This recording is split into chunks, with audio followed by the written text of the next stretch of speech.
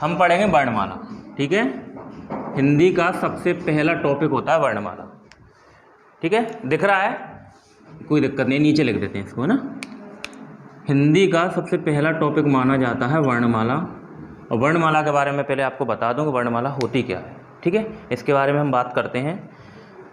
तो वर्णमाला वर्णों का व्यवस्थित समूह होता है। ठीक है, व्यवस्थित समूह कैसे हम बात करें, तो वर्ण, जब हमें पता है कि वर्णमाला वर्णों का व्यवस्थित समूह होता है, तो वर्ण क्या होते हैं, तो भाषा की सबसे छोटी लिखित इकाई होती है वर्ण।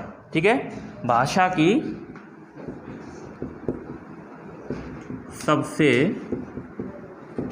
छोटी लिखित इकाई क्या होती है, वर्ण। अगर यही क्वेश्चन अलग तरीके से पूछ लिया जाए तुमसे कि भाषा की सबसे छोटी मौखिक इकाई क्या होती है, अगर मौखिक पूछ ले तो हमें सीधा जवाब देना है, मौखिक सबसे छोटी इकाई क्या होगी, ध्वनि होगी। क्या होगी, ध्वनि होगी। और लिखित पूछे तो वर्ण होगी, और मौखिक पूछे तो ध्वनि होगी। ठीक है, दो ही प्रकार से होती है। आप भी जानते हो ध्वनि के बिना कुछ नहीं है। ठीक है ना, हम वर्ण बोलते हैं, क बोला तो सबसे छोटा वर्ण है, ये वर्ण है, लेकिन ध्वनि के रूप में ही तो आया है। ठीक है ना, इसलिए सबसे छोटी लिखित इकाई पूछे तो वर्ण, और मौखिक पूछे तो ध्वनि होगी। ठीक है, अब वर्णमाला के बारे में व्यवस्थित रूप से जान लेते हैं। इन्हीं वर्णों का व्यवस्थित क्रम होता है वर्णमाला। ठीक है, इन्हीं वर्णों का व्यवस्थित क्रम होता है वर्णमाला। ठीक है, फिर आगे बात करें कि वर्णमाला में होते कितने वर्ण हैं। ठीक है, वर्णमाला में वर्ण कितने होते हैं और कितने प्रकार के होते हैं। वैसे आप देखोगे कि आपको नॉर्मली बुकों में मिलेगा 2 प्रकार के होते हैं, लेकिन एक क्वेश्चन आया था कि वर्णमाला में वर्ण कितने प्रकार के होते हैं, और उसका आंसर माना गया था 3। वो क्यों माना था, उसका रीजन ये था क्योंकि आपको पता है पहले होते हैं स्वर, इनको सब जानते हो आप। दूसरे होते हैं व्यंजन, इनको भी जानते हो। और तीसरे होते हैं अयोगवाह, इनको अलग से क्यों माना। ठीक है, इनको अलग से क्यों माना, इसको सही रखो। ठीक है, वो इसलिए माना कि हम अयोगवाह की जब डेफिनेशन पढ़ते हैं तो एक लाइन पढ़ते हैं कि इनको ना तो स्वरों के अंदर गिना जाता है और ना ही व्यंजनों के। तो जब स्वरों में भी नहीं गिन रहे, व्यंजनों में नहीं गिन रहे, तो कहाँ गिनेंगे, उनका तीसरा सेपरेट रूप होना चाहिए, इसलिए इनको तीसरा प्रकार माना गया है। अब स्वरों की हम बात करें, टोटल वर्ण मैंने आपको वर्णमाला में कितने बता दिए, 52 बता दिए। ठीक है, 52 होते हैं, 52 वर्णों का समूह होता है वर्णमाला। फिर स्वरों की मैं बात करूं तो स्वर कितने प्रकार के होते हैं, कौन कौन से होते हैं, इनकी संख्या कितनी होती है, ये हम जानते हैं। तो सबसे पहले हमें पता होना चाहिए कि स्वर की डेफिनेशन क्या है। डेफिनेशन, तो जिन वर्णों को बोलते समय हमारे मुख द्वार से बिना किसी अवरोध के वायु सीधी बाहर निकल जाए, वो होते हैं वर्ण। स्वर, जैसे अ, आ, ई, उ, कोई अवरोध पैदा नहीं हो रहा। ठीक है ना, हमारे मुख के अंदर कोई अवरोध पैदा नहीं हो रहा, इसलिए हम इसको बोल सकते हैं स्वर होते हैं। अब स्वरों के प्रकार की बात करूं तो स्वर मुख्यतः 3 प्रकार के होते हैं। ठीक है, कितने प्रकार के होते हैं, 3 प्रकार के होते हैं। तीनों प्रकार कौन कौन से हैं, देखिए आप। पहले होते हैं मूल स्वर, मूल को ही हम बोल सकते हैं लघु। ठीक है, और लघु को ही बोल सकते हैं ह्रस्व। मैं बताऊंगा मूल क्यों बोलते हैं, लघु क्यों बोलते हैं, ह्रस्व क्यों बोलते हैं, सारी चीजें पर देखेंगे हम। दूसरा होता है दीर्घ, दीर्घ को ही बोल सकते हैं गुरु, ये भी मैं बताऊंगा दीर्घ क्यों बोलते हैं, गुरु क्यों बोलते हैं। तीसरा प्रकार होता है संयुक्त का। ओके, क्या होता है, संयुक्त का। पहले स्वरों को पढ़ेंगे कंप्लीट, उसके बाद हम व्यंजनों पे चलेंगे। ठीक है, स्वरों का। तो मूल स्वर की मैं बात करूं, मूल का मतलब आप जानते हो, एक शाब्दिक अर्थ है मूल का जड़। ठीक है, इन स्वरों की जड़ क्या है, इन सबसे छोटी इकाई क्या है स्वरों की, तो आप जानते हो कि सबसे छोटा होता है, स्वर होते हैं कितने, 11 होते हैं। कितने होते हैं, 11 होते हैं। तो सबसे छोटा स्वर मानते हैं हम, सबसे छोटे स्वर होते हैं, एक तो होता है छोटा आ, होता है बड़ा आ, छोटा आ, छोटी ई, छोटा उ और री। ठीक है, 4 होते हैं, इनको हम मूल स्वर बोल सकते हैं। ठीक है, छोटा आ से कोई भी छोटा वर्ण है स्वर में, नहीं है। देखो पूरे स्वर लिखूं मैं आपको, आ, ई, उ, री, ए, ऐ, ओ और औ। ये होते हैं। 11 हो गए होंगे, देखें 1 2 3 4 5 6 7 8 9 10 11, ठीक है। अब इनमें से हमने ये सबसे छोटा है, इसमें दिख रहा है, ये इसका बड़ा है, ये इसका छोटा है, ये छोटा है, ये इसका सेम बड़ा है, ये छोटा है, इसका सेम बड़ा है, ये री छोटा है, इसका कोई बड़ा नहीं है, ठीक है। ए, ऐ, ओ, औ ये संयुक्त माने जाते हैं चारों, ठीक है। तो हम देखें, हमने 4 लिख लिए यहाँ पर, छोटा आ, छोटी, छोटा ऊ और री, ठीक है। ये चीज समझ में आई। इन चारों में से कोई भी वर्ण पूछ के तुमसे पूछ ले कि मूल स्वर कौन सा है, हृस्व स्वर कौन सा है और लघु स्वर कौन सा है, तो इनमें से चारों में से एक होगा, ठीक है। सेम इन्हीं के दीर्घ बनते हैं, अलग कुछ नहीं है, इनके ही दीर्घ बनेंगे, ठीक है। वो कौन से बनेंगे वो देखें आप, देखें बड़ा आ, छोटे आ का दीर्घ हो गया बड़ा आ, बड़ी ई, छोटी ई की दीर्घ हो गई बड़ी ई, बड़ा ऊ, छोटा ऊ का बड़ा हो गया बड़ा ऊ। अब आपको अच्छे से पता है कि इसका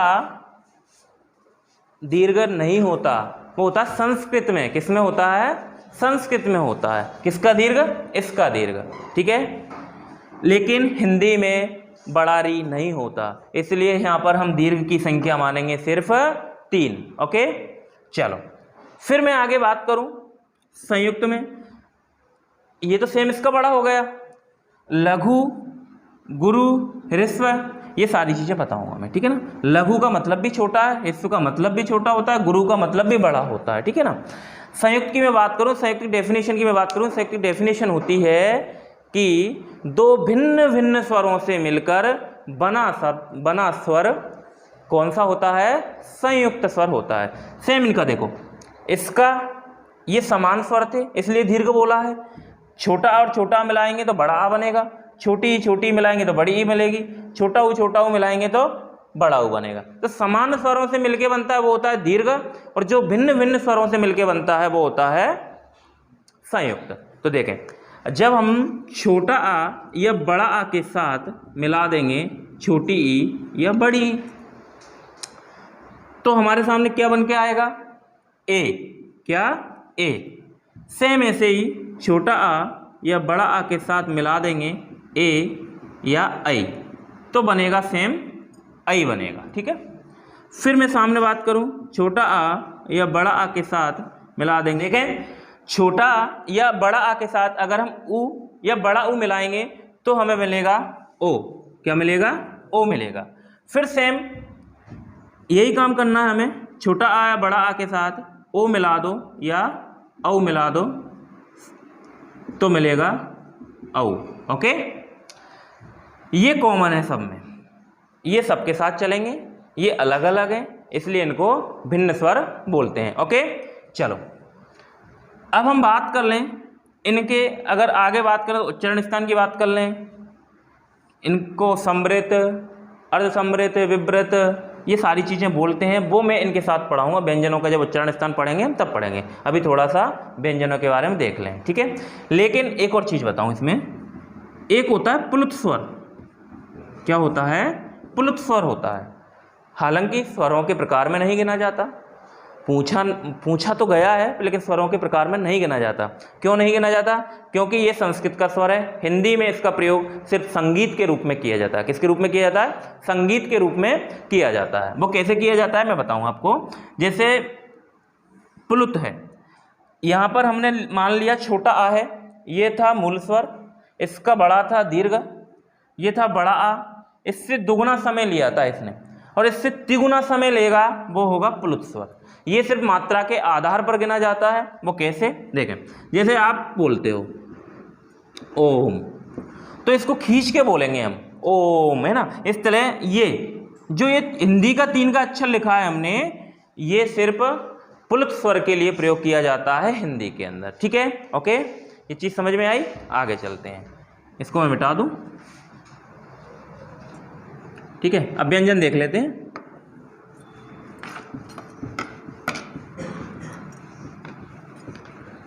चलो व्यंजन की बात करें। अब व्यंजनों की संख्या की हम बात करें तो व्यंजनों की संख्या कितनी होती है, आपने पढ़ा होगा, सुना होगा कि व्यंजनों की संख्या 33 होती है, 33 होती है।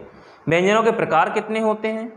व्यंजनों के प्रकार 5 होते हैं। ठीक है, कितने प्रकार के होते हैं व्यंजन? 5 प्रकार के होते हैं। तो पहले बात करते हैं व्यंजन की डेफिनेशन की।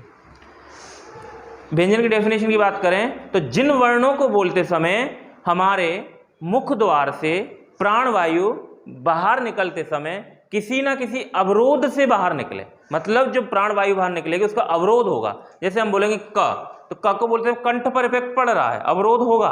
ख पे पड़ रहा है, ठीक है ना, कंठ पे ही पड़ेगा। चा बोलेंगे तालु जीभ से लग रही है, ठीक है ना। इसलिए व्यंजन होते हैं 33। ठीक है, ये होते कितने प्रकार के हैं? होते कितने प्रकार के हैं? ये होते हैं 5 प्रकार के। ठीक है, 5 प्रकार के। 5 प्रकार कौन कौन से हैं वो देखें आप। पहले हम पढ़ते हैं स्पर्श व्यंजन। कौन सा? स्पर्श व्यंजन। उसके बाद हम पढ़ते हैं अंतस्थ व्यंजन। उसके बाद हम पढ़ते हैं ऊष्म व्यंजन। फिर हम पढ़ते हैं संयुक्त व्यंजन। फिर लास्ट में पढ़ते हैं हम उच्छिप्त या द्विगुण व्यंजन। ठीक है, 5 प्रकार होते हैं। कौन कौन से? स्पर्श व्यंजन, अंतस्थ व्यंजन, ऊष्म व्यंजन, संयुक्त व्यंजन, उच्छिप्त या द्विगुण व्यंजन। ठीक है, फिर हम बात करें इसमें और आगे थोड़ा सा कि स्पर्श व्यंजन कितने होते हैं, कौन कौन से होते हैं, ये हम देखते हैं। ठीक है ना।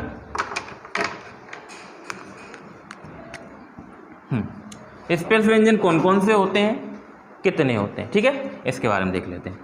तो स्पर्श व्यंजनों का एक अन्य नाम है, इनको बोलते हैं वर्गीय व्यंजन। चलो अब ये देख लो आप, वर्गीय व्यंजन क्यों बोलते हैं, इसके बारे में आपको बताता हूँ। क्योंकि इन व्यंजनों को वर्गों में विभाजित किया गया है। 5 वर्ग हैं इसके। 5 वर्ग कौन कौन से हैं वो आप देखो। क वर्ग, च वर्ग, ट वर्ग, त वर्ग और पा वर्ग। 5 हो गए। क च ट त प 5 वर्ग होते हैं, याद रखना। प्रत्येक वर्ग में 5 वर्ण होते हैं। कितने होते हैं? 5 वर्ण होते हैं। देखें, अब इनको देखते हैं। क वर्ग, च वर्ग, ट वर्ग, त वर्ग और प वर्ग। प्रत्येक वर्ग में कितने वर्ण हैं? 5 वर्ग, इसलिए इनको वर्गीय व्यंजन बोलते हैं। और इनकी टोटल संख्या होती है 25।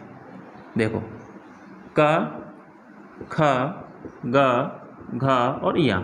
ठीक है, ये 5 होते हैं। ठीक है, च वर्ग की बात करूँ, च, छ, ज, झ और या। ट वर्ग की बात करूँ, ट, ठ, ड, ढ, अण। त वर्ग की बात करूँ, त, थ, द, ध और न। प वर्ग की बात करूँ, प, फ, व, भ और म। ठीक है, प्रत्येक वर्ग में 5 वर्ण हैं। क च मतलब क च ट त प अपना वर्ग है। देखो, प्रत्येक वर्ग में क ख ग घ या, च छ ज झ या, ट ठ ड ढ ण, त थ द ध न, प फ व भ म। ठीक है, अब स्पर्श व्यंजन क्यों बोलते हैं इनको? स्पर्श व्यंजन इसलिए बोलते हैं क्योंकि ये किसी ना किसी अवयव को स्पर्श कर कर बाहर निकलते हैं। देखो, क वर्ग को बोल के देखो आप। क वर्ग को हम बोलेंगे तो क वर्ग को बोलते समय हमारे कंठ पर इफेक्ट पड़ेगा। क, ख, ग, घ, य। ठीक है, कंठ पर पड़ेगा, तो इसलिए इनको साथ साथ कंठ व्यंजन भी बोलते हैं। और इनका उच्चारण स्थान आपसे पूछ ले तो हमें लगाना है कंठ। ठीक है, च वर्ग को बोलो, च, छ, ज, झ, या। च को बोलते समय आप देखिए, आपकी जो जीभ है ना, ये नीचे वाले हिस्से में लग रही है, चिपक रही है यहाँ पर। और जो नीचे वाले हिस्से को क्या बोलते हैं पता है आपको? तालु बोलते हैं। क्या बोलते हैं? तालु। और ऊपर वाले को बोलते हैं मूर्धा। नीचे वाले को तालु, ऊपर वाले को मूर्धा। तो नीचे चिपक रही है तो हम बोल देंगे इनको तालव्य या तालु। ठीक है ना, क्या बोल देंगे? तालव्य या तालु। उसके बाद हम बात करेंगे ट वर्ग की। ट को बोलो, ट, ठ, ड, ढ, ण।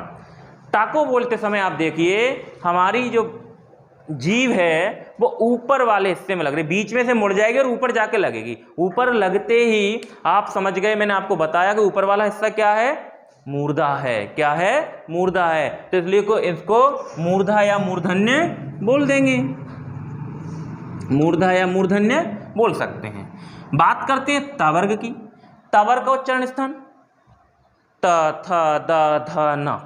देखो आप ता को बोल रहे हो त वर्ग को, तो ता वर्ग को बोलते समय हमारी जीभ अंदर से दांतों में लग रही है। देखो त थ द थ न दांतों में लग रही है, इसलिए इनको बोल देंगे दंत्य व्यंजन। क्या बोल देंगे, दंत्य व्यंजन। प वर्ग की बात करें, पा को तो आप पहचान ही गए होंगे, पा फा बा भा मा। ओठ चिपक रहे हैं आपस में, दोनों ओठ स्पर्श कर रहे हैं, तो इनको बोल देंगे ओष्ठ या ओट। ओके, ये 5 हैं, 5 वर्ग हैं, प्रत्येक वर्ग में 5 वर्ण हैं, इसलिए टोटल ये क्या है, स्पर्श व्यंजन है। स्पर्श व्यंजनों को बोलते हैं हम क्या, वर्गीय व्यंजन।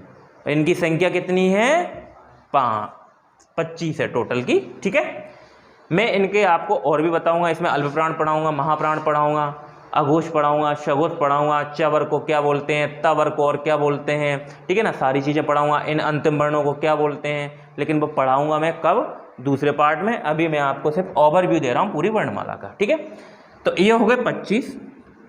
अब बात करते हैं अंतस्थ व्यंजन की। आज की वीडियो में हम देखेंगे सिर्फ उच्चारण स्थान। ठीक है ना, अंतस्थ व्यंजन इनकी संख्या होती है 4। ठीक है, क्या होती है, 4 होती है। ये होते हैं या, र, ला, वा। ठीक है, 4 होते हैं, या, र, ला, वा। या का उच्चारण स्थान होता है तालु, रा का होता है मूर्धा। बोल देख लीजिए आप, कोई दिक्कत नहीं है बोल के। ठीक है, मूर्धा। ला का होता है दंतोष्ठ या दंतमूल बोलेंगे इसको। क्या बोलेंगे, दंतमूल। ला बोलो, ला बोलते समय हमारी जीभ ऊपर के दांतों की जड़ों में जाके लगेगी, कहाँ, मसूड़ों में जाके लगती है, इसलिए इसको बोलते हैं दंतमूल। दंतमूल मतलब दांतों का मूल, मतलब जड़। ठीक है ना। वा, वा को बोलते समय देखो हमारी जीभ नीचे वाले दांतों में कहाँ आके लगती है, जड़ों में लगती है, इसलिए इसको बोलते हैं, इसको भी दंतमूल बोलते हैं। ठीक है, दंतमूल, कभी कभी दंतोष्ठ भी आ जाता है, इसका कोई दिक्कत नहीं है। ठीक है, दंतमूल, दंतमूल, मूर्धा और तालु। काफ़ी इनके नाम भी हैं अलग अलग। इसको अर्धस्वर बोलते हैं, इसको अर्धस्वर बोलते हैं, इसको प्रकंपिंग कंपन जात बोलते हैं, इसको पार्श्विक बोलते हैं। सारी चीज़ें अगली वीडियो में आपको बताऊंगा। अब बात करते हैं ऊष्म व्यंजन। ऊष्म व्यंजन कितने होते हैं, 4 होते हैं। इनकी संख्या 4 होगी। कौन कौन से हैं, ये लो, ये हैं तीनों, तो स है और हा है।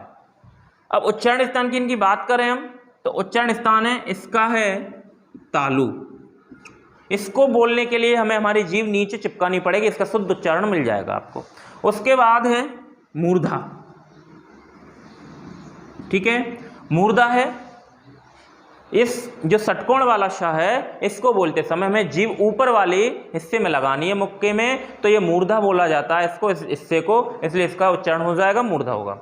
इसके लिए हम दांतों में लगा देंगे। ठीक है ना, जीभ को दांतों में, सब बोलो अपने आप लग जाएगी, तो ये है दंत्य।